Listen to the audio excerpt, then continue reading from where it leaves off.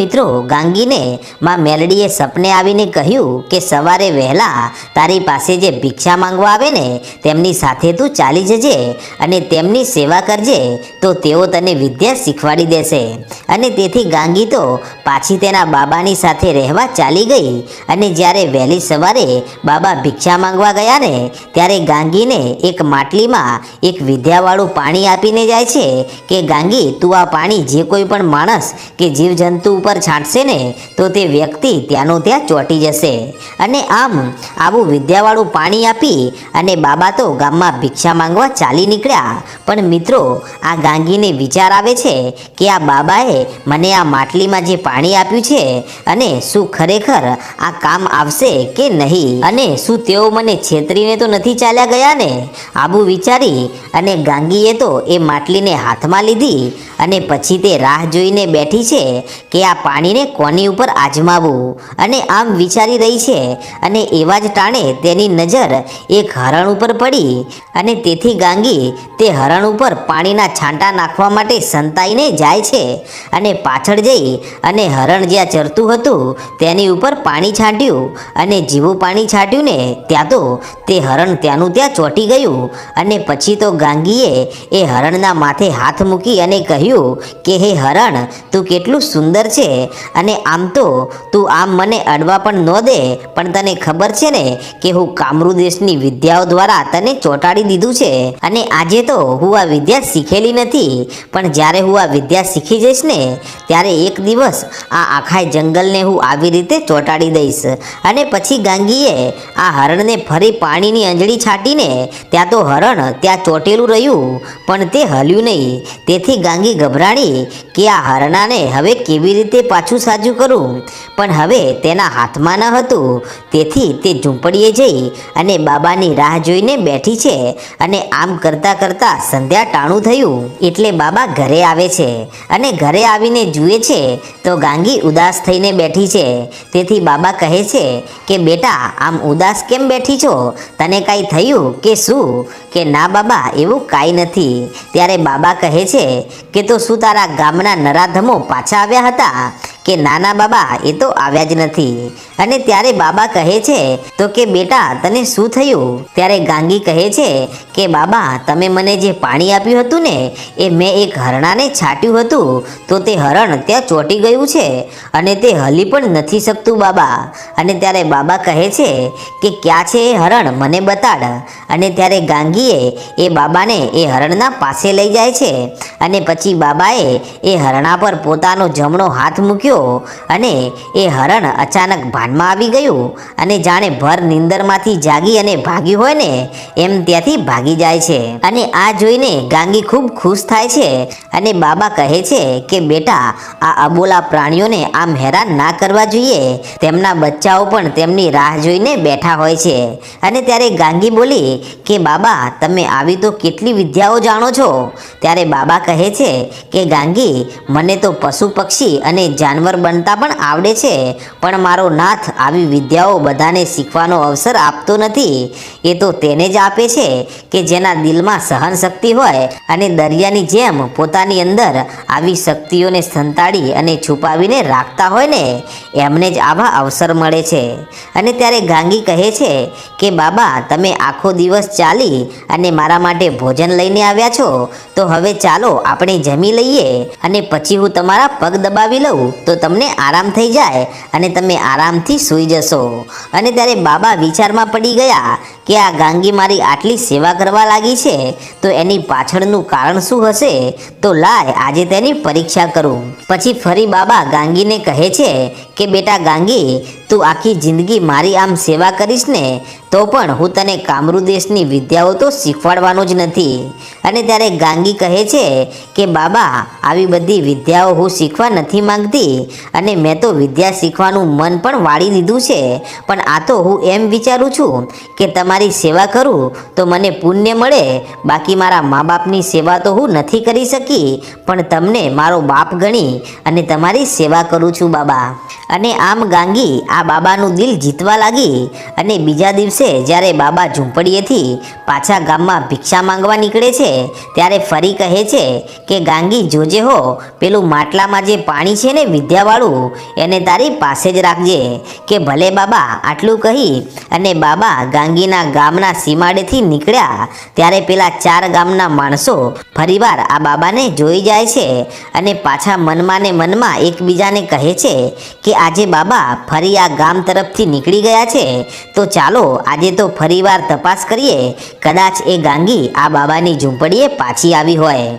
અને આમ વિચારી અને 4 માણસો પાછા ગાંગીને શોધવા માટે તેની ઝૂંપડી તરફ વળ્યા છે.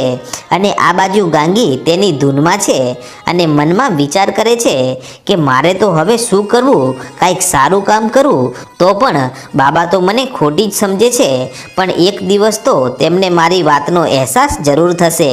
અને આમ વિચારમાં આ ગાંગી ડૂબેલી છે અને એવા જ ટાણે પેલા 4 ગામના માણસો બાબાની ઝૂંપડીની પાસે આવીને ઊભા રહી જાય છે અને આવીને જોયું ને તો ત્યાં જ તેમને ગાંગી જોવા મળી. એટલે તેઓ 4 જણા ખુશ થઈ ગયા અને કહે છે કે હે ગાંગી, એ દિવસે તો તું અમારા હાથમાંથી બચી ગઈ હતી, પરંતુ આજે તને કોણ બચાવશે? અને હવે તો તારું મોત આવ્યું તારી સામે. અને ત્યારે ગાંગી કહે છે કે પણ તમે તો મારા ગામના છો, તો પછી તમે મને શું કામ મારવા ફરો છો અને મેં તમારું શું બગાડ્યું છે? અને ત્યારે પેલા 4માંથી એક બોલ્યો કે ગાંગી, તારો બાપ તો મરી ગયો ને, એના પછી હજી તું જીવે છે, તો તારા ઘરની જે જગ્યા બચી ગઈ છે ને એ મારે પચાવી પાડવી છે, પણ હજી એક કાંટો બાકી રહી ગયો છે અને એ તું છે. અને ત્યારે બીજો બોલ્યો કે તું જ્યારે ગામ છોડીને ગઈ હતી ત્યારે તું એમ બોલી હતી ને કે એક દિવસ તો તું પાછી આવશે અને આ ગામને તહેસ નહેસ કરી નાખીશ, તો હવે તને જ જીવતી રહેવા નથી દેવી, તો પછી તું ગામને હેરાન કેવી રીતે કરશે? અને આમ કહી અને આ 4 માણસો જ્યારે ગાંગીને પકડવા આવ્યા ને ત્યારે ગાંગી જુએ છે તો બાજુમાં જ પેલી પાણીની માટલી પડી હતી અને તેને હાથમાં લઈ અને આ 4 માણસો ગાંગીને પકડે એ પહેલાં તેમના ઉપર પાણીના છાંટા નાખી દીધા. અને જેવું માટલીનું પાણી આ 4ને અડ્યું ને તેની સાથે તો આ 4 માણસો ત્યાં મૂર્તિની જેમ ચોંટી ગયા. અને પછી તો ગાંગી ત્યાં ખૂબ હસી અને કહે છે કે તમે મને મારવા માટે આવ્યા હતા, પણ હવે ખબર પડી ને કે આ તો ગાંગી છે અને ગાંગી વિફરે ને તો કાળો કેર વર્તાવે છે. અને આજે તો તમને ખાલી મૂર્તિ જ બનાવીને ચોંટાડ્યા છે, પણ સમય આવે જો આખા ગામને આ રીતે ના ચોંટાડી દઉં ને તો મારું નામ પણ ગાંગી નહીં.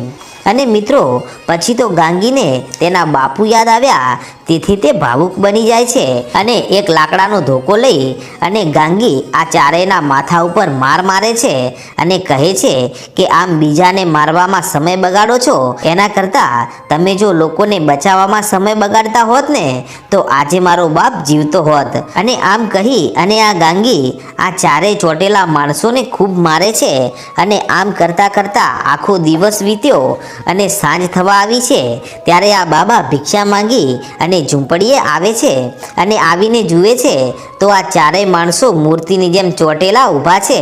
તેથી બાબા સમજી ગયા કે આજે આ માણસો દીકરી ગાંગીને મારવા માટે જ આવેલા છે, પણ ગાંગીએ આમને ચોંટાડી દીધા છે. અને પછી તો ગાંગી બાબાને જોઈ અને તેમની પાસે પહોંચે છે અને ત્યાં જઈ અને બાબાને ભેટી પડે છે અને કહે છે કે બાબા, આ નરાધમોને સમજાવો, નહીતર આ તો ગમે ત્યારે મને મારી નાખશે. અને ત્યારે બાબા કહે છે કે બેટા તું ચિંતા ના કર, હવે હું આવી ગયો છું. અને આમ કહી અને આ 4ની પાસે જાય છે અને 4ના માથા ઉપર હાથ મૂકી અને બાબા કાંઈક બોલે છે અને જેવા બોલ્યા ને ત્યાં તો આ 4 માણસો પાછા સાજા થઈ જાય છે. અને જેવા આ 4 સાજા થયા ને ત્યાં તો તેમના માથા ઉપરથી લોહીના રેલા નીકળ્યા. એટલે બાબા કહે છે કે ગાંગી, તે આમને કાંઈ માર્યું હતું કે શું? કે હા બાબા, એમને મેં એટલા માટે જ માર્યા છે કારણ કે એમને પણ ખબર પડે કે જ્યારે પોતાના ઉપર ઘા વાગે ને અને તેનું કેટલું દુઃખ થાય છે ને એ તેમને ખબર પડે, એ માટે મેં તેમને માર્યા છે. અને ત્યારે પેલા 4 માણસો કહે છે કે બાબા, આજે તમારી કૂટનીતિથી ભલે આજે અમે માર ખાઈ ગયા, પણ જ્યારે પણ અમને અવસર મળશે ને ત્યારે આ ગાંગીને અમે છોડવાના નથી. અને ત્યારે બાબા કહે છે કે તમારામાં તાકાત હોય ને તો આ ગાંગીને હાથ લગાવી જોજો, અને જો મારું મગજ ગયું ને અને આ ગાંગીને જો કાંઈ થયું ને તો અહીંયા બેઠા બેઠા ફૂંક મારીશ ને તો તમારું આખું ગામ ઉડાડી મૂકીશ. માટે મને શાંત રહેવા દો, તો એમાં જ તમારી અને તમારા ગામની ભલાઈ છે. બાકી દો અને તમારા જેવા પાપીઓના કારણે અમારી ગાંગી આઝાદ થઈને રહી નથી શકતી. અને ત્યારે આ ચારે જણા ત્યાંથી નીકળી જાય છે અને ગાંગીની સામે જોઈને કહેતા જાય છે કે આના પછીનો વાર તારા માટે ખૂબ જ ભયાનક હશે અને તને ખૂબ જ ભયાનક મોત અમે આપીશું.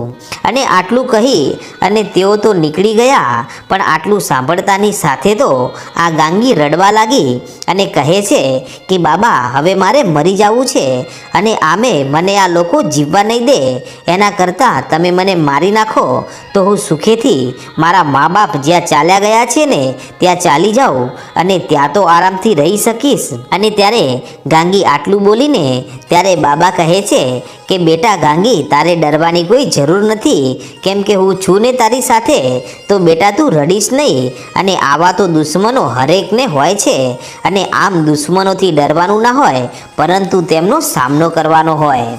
અને મિત્રો આમ પેલા ચારેય માણસો ચાલતા ચાલતા પોતાના ગામના ચોકમાં આવે છે, ત્યારે હર કોઈ તેમના ગામના માણસો આ ચારેયને જુએ છે તો બધાની હાલત ખરાબ છે અને શરીર ઉપરથી લોહી વહી રહ્યું છે. ત્યારે આ જોઈ અને 2, 4, 6, 10 એમ કરતાં કરતાં ત્યાં ગામના ઘણા બધા માણસો ભેગા થવા લાગ્યા અને કહે છે કે અલ્યા આ શું થયું અને તમને કોણે માર્યા અને તમારી હાલત આવી કેમ છે? ત્યારે પેલા ચારેય જણા કહે છે કે આપણા ગામમાં હવે આપણો દુશ્મન પાછો આવી ગયો છે અને હવે તે જવાબ આપવા માટે તૈયાર થઈ ગયો છે. અને ત્યારે ગામના માણસો કહે છે કે પણ એ કોણ છે અને તમને કોણે માર્યા છે અને તમે શું કામ આવું કર્યું છે? ત્યારે પેલા ચારમાંથી એક બોલ્યો કે અમને પેલી આપણા ગામની ડાકણ જે ગાંગી હતી ને એ ગાંગીએ માર્યા છે, અને તેણે એમ પણ કહ્યું છે કે એક દિવસ હું આ ગામમાં જરૂર પાછી આવીશ અને આ ગામને તહેસ નહેસ કરી નાખીશ, અને ત્યારે કોઈ મારા હાથમાંથી બચી નહીં શકે. અને એણે અમને આજે મારી અને અધમુઆ કરી નાખ્યા છે, અને કોણ જાણે એ હવે કેટલાઓને મારશે. અને આમ આ ચાર માણસો ગામમાં ગાંગીના વિરુદ્ધમાં લોકોને ભડકાવી રહ્યા છે, અને હવે તો આખું ગામ ગાંગી ઉપર ગુસ્સે થઈ ગયું છે અને કહે છે કે હવે તો ગમે તે થાય પણ આ ગાંગીને તો મારે જ નાખવી પડશે. તો હવે અમને બતાવો કે આ ગાંગી રહે છે ક્યાં અને તે અત્યારે શું કરી રહી છે? અને ત્યારે આ ચાર જણા કહે છે કે આ ગાંગી આપણા ગામથી દૂર એક બાબાની સાથે રહે છે અને ત્યાં રહી અને ગામને મારી નાખવાની યોજનાઓ બનાવી રહી છે. અને ત્યારે આ બાજુ ગામના બધા જ માણસો હથિયાર સાથે ગાંગીને મારવા માટે તૈયાર થયા છે અને કહે છે કે કાલ સવારે ઉગતા સૂરજની સાથે આપણે ગાંગીની પાસે જઈશું અને તેને મોતને ઘાટ ઉતારી દઈશું.